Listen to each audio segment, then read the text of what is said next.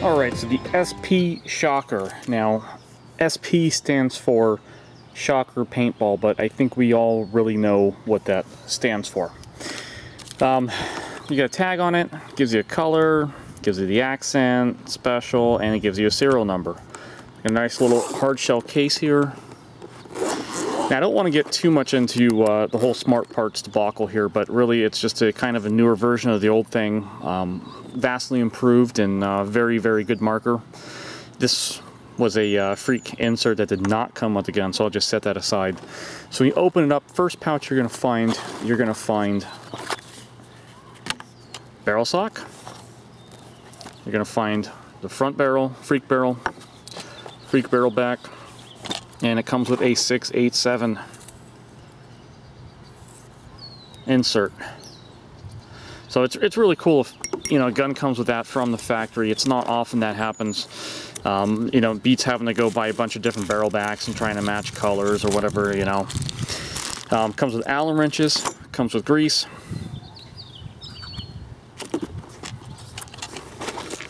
And it comes with a toolkit. You got screws, you got O-rings, you got washers, you got springs, you got a ton of stuff. Comes with a quick start guide.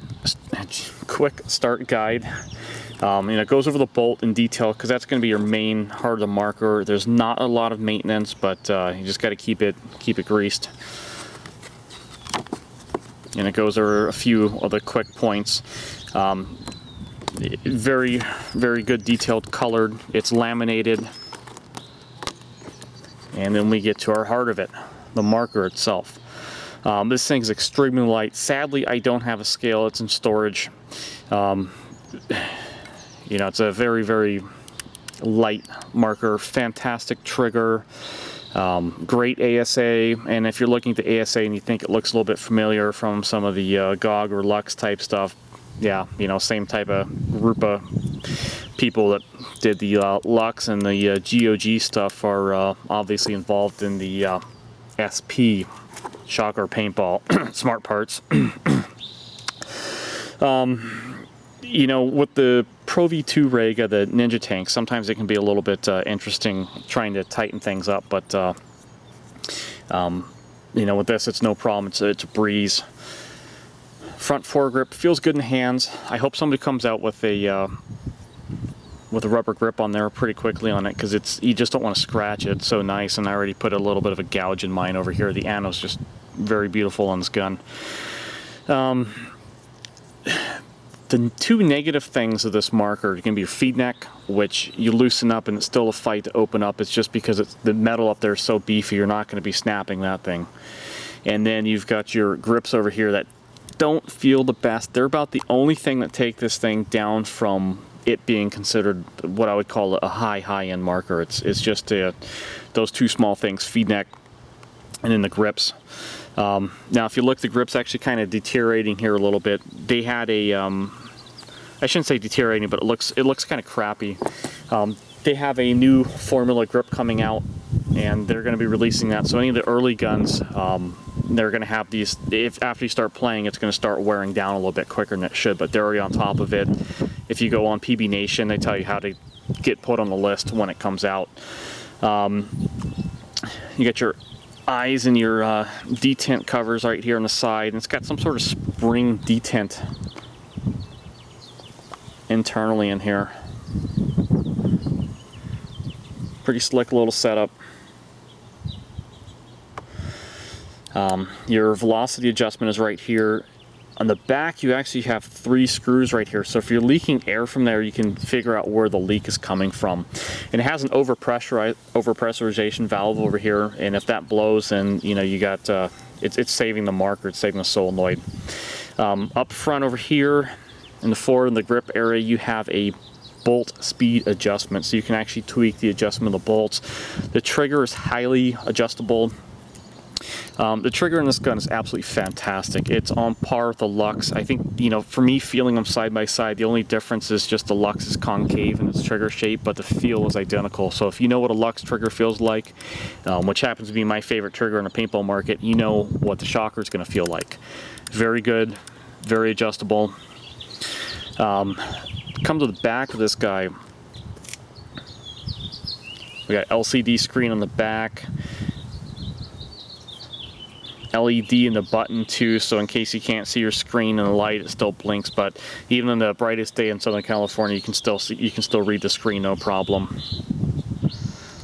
Turn it off. Now the bolt on this thing is very easy to pull out. You push this button back here, it pops out, you pull it out.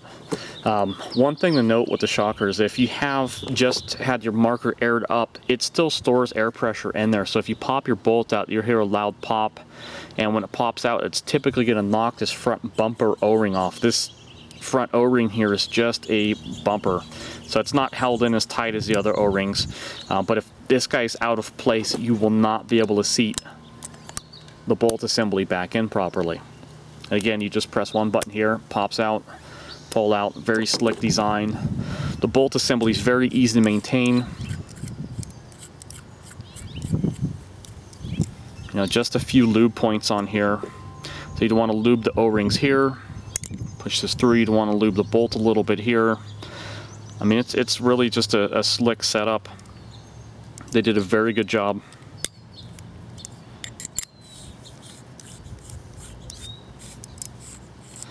This thing's a blast to play with. One thing to note too is high pressure. You don't want too low pressure going into the marker. It works better around the 800 psi mark.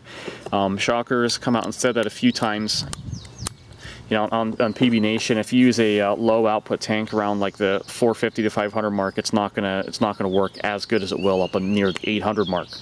What I noticed personally when I switched to a one that was set up for a Bob Long MVP around 550 is that you started getting some first shot drop off and some inconsistency in the velocity, just similar to when the tank pressure starts getting really low.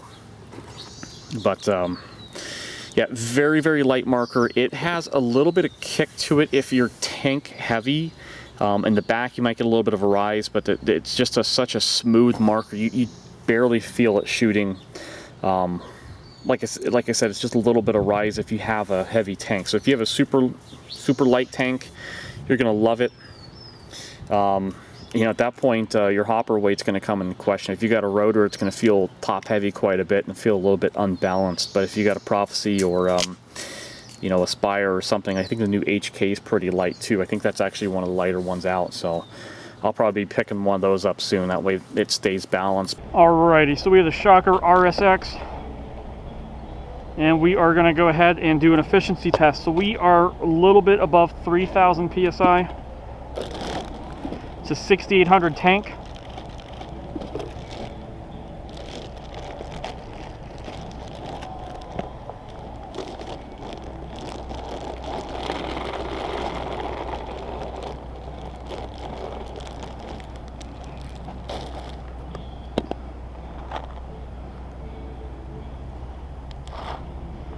Stock setting, semi-auto, and we need air.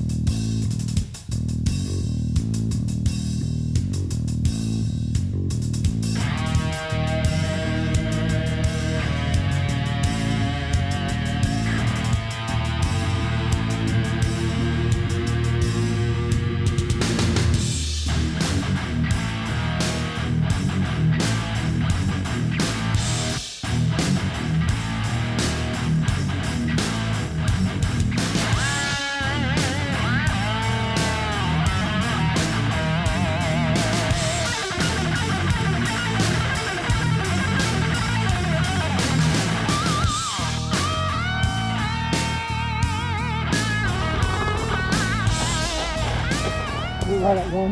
Alrighty.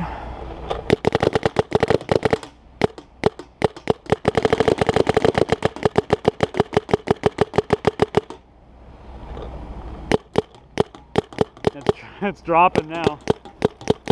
Don't open it.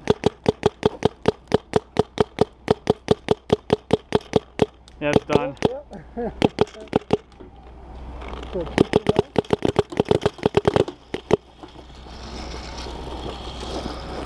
So yeah, it's about empty. It's dropped off considerably. So we got 1,000 rounds off with 3,000 PSI. Not bad.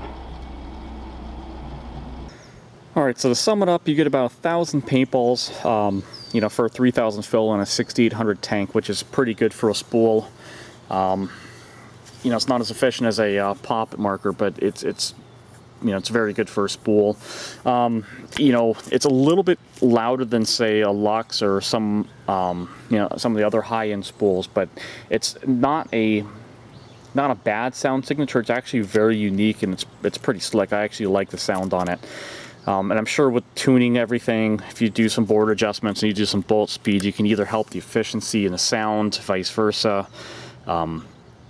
You know, I haven't experimented with it too much yet, but very, very good marker. You know, for 800 bucks, this thing, I think it smokes the axe. You know, the axe, when I hold it in my hands, I'm not a fan of it. It just seems like an overpriced regular axe with a red line in there and with an ugly, ugly body.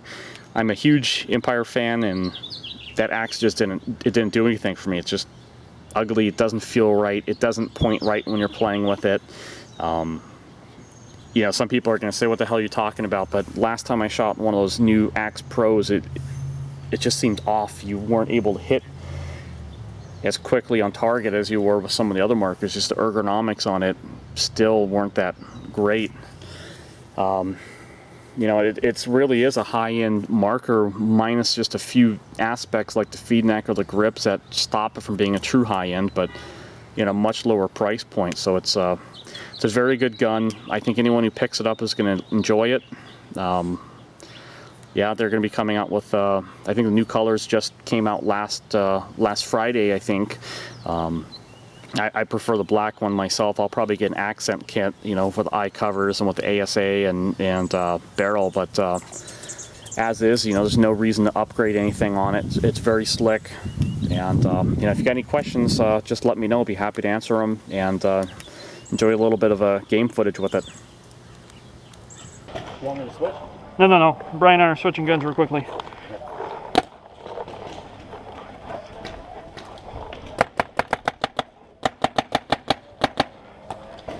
Back center!